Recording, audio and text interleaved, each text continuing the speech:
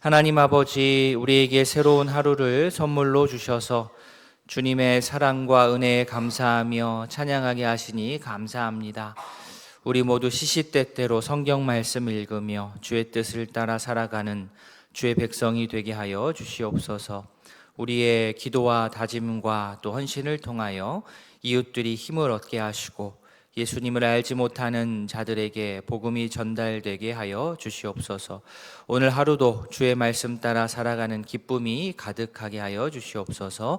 감사드리며 예수님의 이름으로 기도합니다. 아멘. 하나님의 말씀 사도행전 19장 8절부터 20절까지입니다. 사도행전 19장 8절부터 20절까지. 한 절씩 교독하겠습니다. 바울이 회당에 들어가 석 달 동안 담대히 하나님 나라에 관하여 강론하며 권면하되 마음이 굳어 순종하지 않고 무리 앞에서 이 도를 비방하거늘 바울이 그들을 떠나 제자들을 따로 세우고 두란노 서원에서 날마다 강론하니라. 2해 동안 이같이 하니 아시아에 사는 자는 유대인이나 헬라인이나 다 주의 말씀을 듣더라.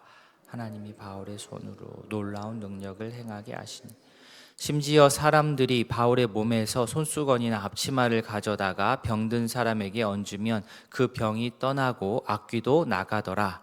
이에 돌아다니며 마술하는 어떤 유대인들이 시험 삼아 악귀 들린 자들에게 주 예수의 이름을 불러 말하되 내가 바울이 전파하는 예수를 의지하여 너희에게 명하노라 하더라.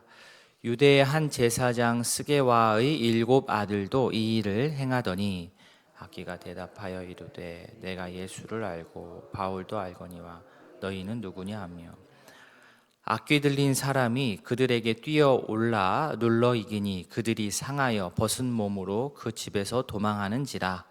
에베소에 사는 유대인과 헬라인들이 다 이 일을 알고 두려워하며 주 예수의 이름을 높이고 믿은 사람들이 많이 와서 자복하여 행한 일을 알리며 또 마술을 행하던 많은 사람이 그 책을 모아 가지고 와서 모든 사람 앞에서 불사르니 그 책값을 계산한즉 온 억만이 되더라. 같이 봅니다.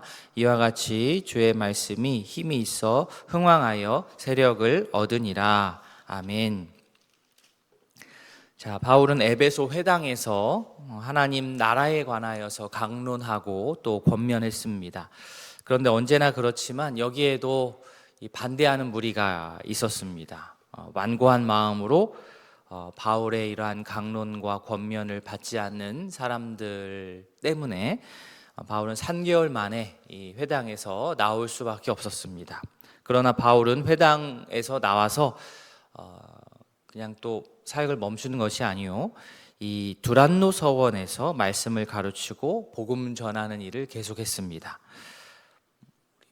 출판사 이름 중에 두란노가 있어가지고 많이 유명한데요. 두란노. 그래서 서원은 요즘에 학교나 뭐 학원 이런 걸로 생각을 하시면 빠르겠습니다. 그러니까 바울이 학교 교실이나 학원 강의실 같은 곳을 이렇게 빌려가지고 그곳을 이용해서 말씀을 교육하고 복음을 전했습니다. 이렇게 말씀을 가르치는 사역을 2년 가까이 했다라고 나옵니다. 이 기간에 이곳에 모인 유대인이나 헬라인 가릴 것 없이 다 주의 말씀을 들었습니다. 이 신앙이 성장하기 위해서는 이와 같이 이렇게 말씀을 전하고 또 말씀을 배우는 시간이 꼭 필요합니다. 한 번만 그렇게 해서 될 게 아니라 정기적으로 주기적으로 이렇게 공부하고 또 가까이 하고 하는 일이 필요합니다. 두란노 서원에서 이렇게 가르침을 받은 그런 성도들이 주변에 흩어져서 교회를 또 이루고 세웠습니다. 요한계시록에 나오는 소아시아의 7교회도 역시 이 바울의 에베소 사역의 결과로 세워진 그런 교회라고 보통 이야기를 합니다. 이렇게 바울이 에베소 사역, 이 두란노 강의실에서 말씀을 가르치는 것이 먼저 출발점이고 시작점이 되었지만 하나님의 말씀을 가르치고 또 전파하고 하는 것은 이 강의실에서만 예배당에서만 있는 것이 아니고 성령의 능력이 이 바울을 통하여서 외부로도 아주 강력하게 나타났습니다. 11절 하나님이 바울의 손으로 놀라운 능력을 행하게 하시니. 자, 여기서 중요한 것이 주어를 찾는 겁니다. 11절의 주어가 누구입니까? 바울이 아니고 하나님이. 그러니까 하나님께서 놀라운 능력의 주체십니다. 단 바울의 손을 통하여서 그 능력이 나타나게 하셨습니다. 놀라운 능력이 이 바울을 통해서 나타나니까 주변 사람들의 이목이 집중될 수밖에 없습니다. 오늘 본문 저희가 읽은 거에 따르면 바울의 손수건이나 앞치마만 갖다 대도 병든 사람에게 그것을 얹기만 해도 병이 낫고 막 악귀가 막 쫓아 나오고 막 이런 일이 일어날 정도였습니다. 그런데 이 놀라운 능력, 손수건을 얹었고 뭐 앞치마를 얹었더니 막 놀라운 능력이 나타날 때 이 능력의 주어가 하나님이신데 이것을 모르는 사람들은 어떻게 해요? 이 바울한테만 집중할 수밖에 없습니다. 야, 바울 대단하다. 조금 더 좁히면 바울이 하는 그 말에 그냥 온통 집중할 수밖에 없습니다. 바울이 주 예수의 이름을 부르는 것, 이것만 똑 나와가지고 자기들도 막 죽기 사역을 한다고 덤벼든 겁니다. 13절에 마수라는 어떤 유대인들이 시험 삼아가지고 제대로 알지 못하면서 바울을 따라서 막 한 겁니다. 그중 대표로 스게와의 7 아들이 오늘 나오는데요. 이들은 섣불리 악귀 들린 사람들한테 막 달려들었다가 오히려 자신들이 크게 아주 큰 혼쭐을 나는 그런 장면입니다. 16절에 따르면 악귀 들린 사람들이 오히려 그들에게 뛰어올랐고 눌렀고 그들은 뭐 몸에 상처를 입고 뭐 옷을 막 벗어진 채로 도망하고 말았습니다. 자, 사람들이 왜 이런, 저희가 봤을 때는 참 어리석은 행동인데 사람들은 왜 이렇게 어리석은 행동을 하는 겁니까? 하나님을 오해했기 때문에, 하나님과 인격적인 관계, 하나님이 어떤 분인지를 알고 그분과 교제를 어떻게 해야 나가고 어떤 인격적인 친밀한 관계를 맺어가야 되는지 이 사실을 알지 못하고 단지 조급하게 하나님의 능력을 따서 바울이 어떻게 하는 것을 보고 그거 능력을 따와서 자기 이익을 위해서 그것을 어떻게 써먹어 볼까라는 생각이 앞섰기 때문입니다. 그러나 우리가 잘 알듯 하나님은 그렇게 우리의 입맛에 맞춰서 가져다가 쓸 수 있는 어떤 도구, 대상이 절대 아니십니다. 말씀에 나오는 스게와의 7 아들뿐만 아니라 사실 지금 이 시대에도 안타깝지만 이와 유사한 일들이 많이 벌어지고 있습니다. 바울의 이러한 손수건이나 앞치마만 가져다가 병든 사람이 나았다고 해서 바울의 손수건에, 바울의 앞치마에 성령의 능력이 많이 묻어 있어가지고 그런 일이 일어난 것일까요? 아닙니다. 그렇게 생각하는 순간 바울의 손수건이나 바울의 앞치마는 우상이 되는 것이고 미신이 되는 겁니다.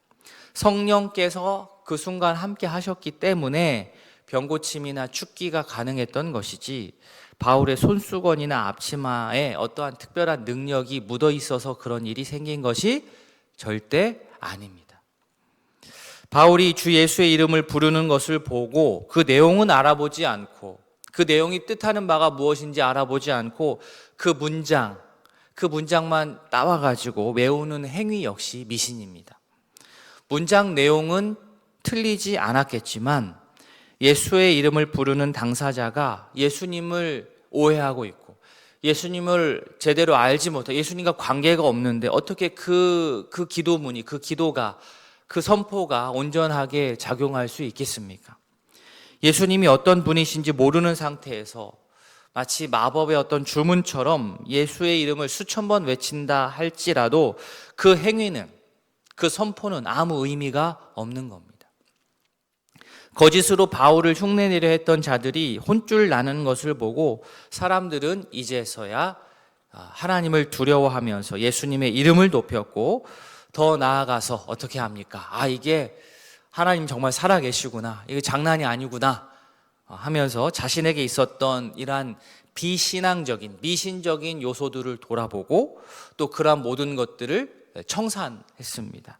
19절에 따르면 마술을 행하던 사람들이 책을 많이 불살랐는데, 건전하지 못한 책들이었죠. 이것들 다 불살랐는데 책값만 은 5만이 될 정도라고 하였습니다. 오늘 말씀을 통하여서 몇 가지 우리가 교훈을 얻고 또 기도하기를 원합니다. 먼저 바울이 두란노 서원에서 2년 동안 꾸준하게 말씀을 가르쳤던 그 모습을 기억하기를 원합니다. 내가 성경을 읽는 것을 좋아하든 좋아하지 않든 그건 중요하지 않습니다. 핑계거리가 되지 않습니다. 성도라면 말씀을 가까이 해야 됩니다. 말씀을 읽고 묵상하고 양육하고 양육받고 훈련받는 일에 게을리하지 않는 그러한 성도가 되기를 바랍니다. 그렇게 말씀이 우리 가운데, 우리 인격 가운데 각인이 되면 우리 실생활에서 성령의 능력이 나오게 되어 있습니다.